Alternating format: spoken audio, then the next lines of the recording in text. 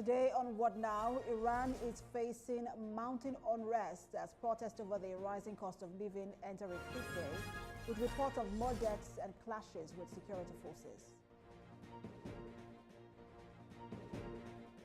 And also on What Now, tensions are escalating in Eastern Democratic Republic of Congo as Kinshasa accuses neighboring Rwanda of backing renewed rebel violence that has left thousands dead and displaced.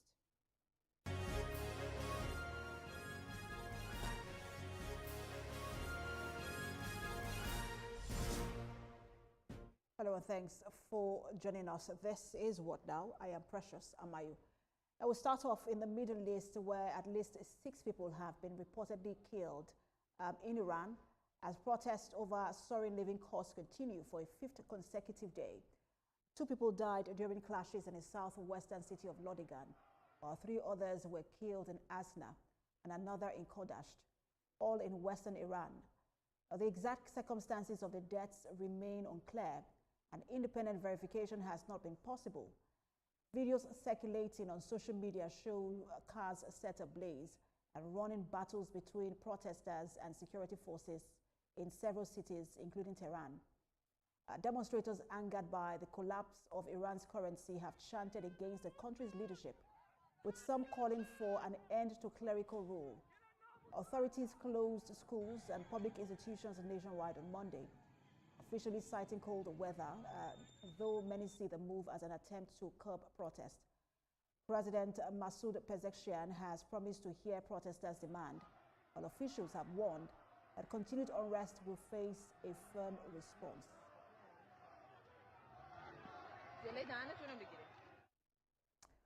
Well, let's speak more on this. We're joined by global affairs analyst Colin Nweke from Belgium, Brussels, Belgium, rather. Good to have you join us, Mr. Nweke.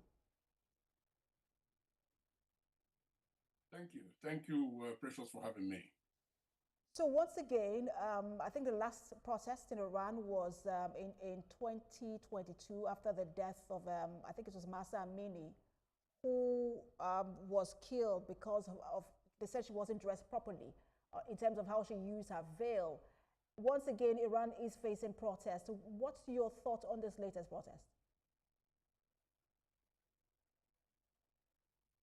Well, the latest protest, Precious, is occasioned by something completely different, from the previous one that you cited, religious extremism and all of that. This time around, the protests were initially sparked by an acute economic crisis with runaway inflation.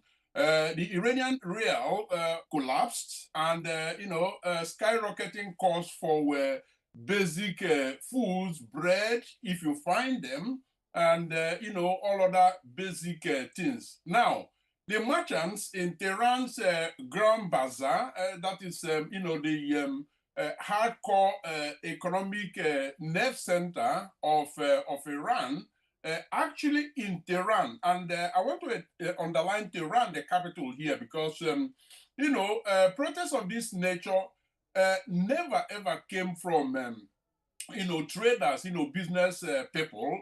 They used to come from elsewhere because business people used to be seen as part and parcel of government, or at least have very strong sympathy for government. But this time around, it came from them. And it began as just a striking protest over, these economic conditions. And the action quickly inspired broader public frustration over declining living standard. What was once a localized grievance has now, ballooned into widespread unrest across many other cities, small and big, drawing in students, workers, and ordinary citizens. So you see, the protest is dangerously expanding to the core groups that actually constitute the population pyramid of Iran. And I mean, Iran is not new to protests, like we mentioned before. There was a 2018 protest. There have been several protests in Iran. But what is in those protests, previous protests, what we usually hear is a death to the U.S. But this time, we're hearing death to the dictator. And some of the protesters are also calling for the removal of, they're speaking against Khamenei's rule. Some have said they want a return to monarchy. Could this be an inflection point or maybe even a tipping point for Iran, or just another protest? It is certainly not just another protest, Precious, because you have, highlighted the very key, very unique elements of this particular protest. Now, there are two, okay, let me focus on just one underlying factor here. The current, president of Iran is somebody that was not favored by, the religious leader, Khomeini, something like that. But the candidate that he, supported during the election lost.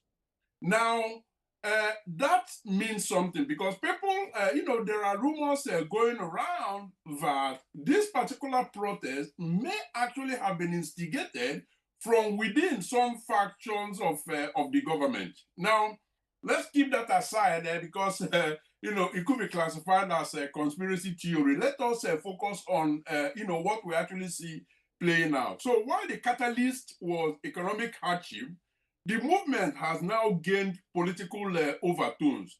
Many Iranians now link economic decline with governance issues, for instance, corruption, lack of transparency, and prioritizing foreign policy over domestic welfare. That has propelled the protest into wider demands for accountability and, in some cases, political changes. But the most telling of the reasons that people are advancing and actually moving closer to that is to say we do not want the religious leadership anymore. Let us just focus on political leadership. Mm.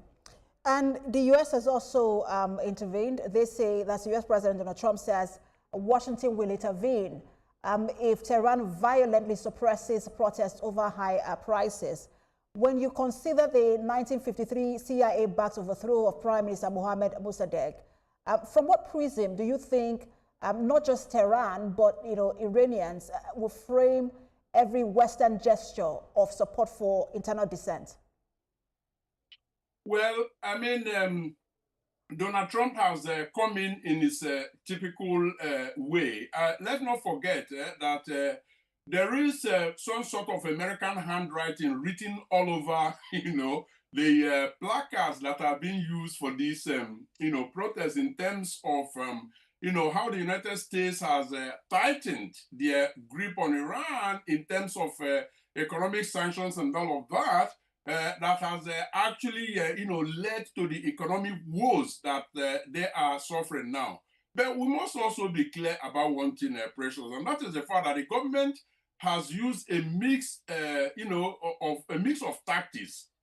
Security crackdowns, quite all right, and arrest to contain the arrest, but also public statements about dialogue, Precious. This is critical in the sense that I mean, in the past, they didn't have any time for dialogue or even talk about it. They just clamped down on people. Yet, these responses have so far done little to ease underlying, grievances. So, the challenge for Tehran is balancing internal stability with mounting pressure from citizens who feel economic and political marginalization. Now, what Donald Trump has done is try to play into the public sentiment. And who knows, he never promises what he wouldn't do. So who knows, America might send one or two drones there in the coming days. I will know that Israel and the U.S. will be watching this keenly. Right now, in my mind, I'm thinking there is a thin line for both Israel and the U.S. in terms of whether they go with sabotage or solidarity. But I also want to ask, especially for Iranians who do not have, the relationship, there is no love lost between Iran and the U.S. How do you think that the Iranians will view any U.S. interference that comes as some sort of support for them?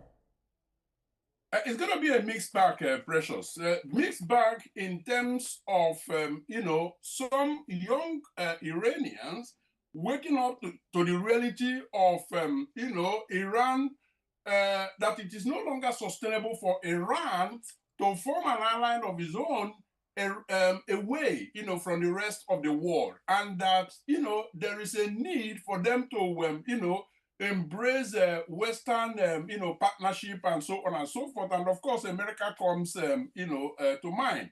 Now, such group of people, do they constitute the majority? No, certainly not. So a large, chunk of the population of Iran still believe that they are where they are today, not as a consequence of, any wrongdoing by their leaders, past and present, but because of America's hatred for them.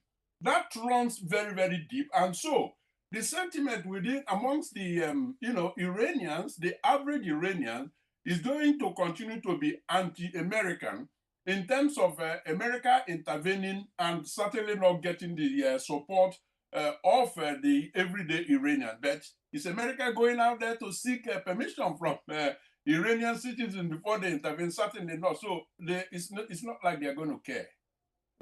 And in whose interest is it for the U.S. to interfere, whether it comes as a gesture of support for Iranians, and what would that mean for the region if the U.S. were to indeed interfere?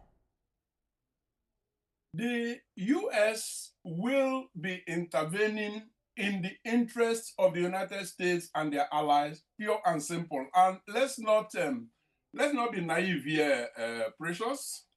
Foreign policy diplomacy doesn't have very much to do with the interest of any country other than yours. And so it is their interest that is going to be protected, and that of Israel when they go in there, and then the wider geopolitical consideration.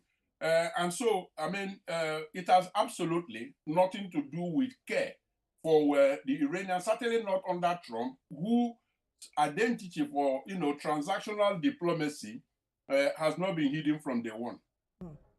Well, it's safe to say that, look, the new year isn't starting on a very good note for Iranian authorities. We will monitor development there as always. Thank you so much for your time. Global Affairs Analyst Collins Onweki. My pleasure. Thank you for having me. All right, we will take a break now, and when Ward now returns, we will turn our attention to Africa. Stay with us.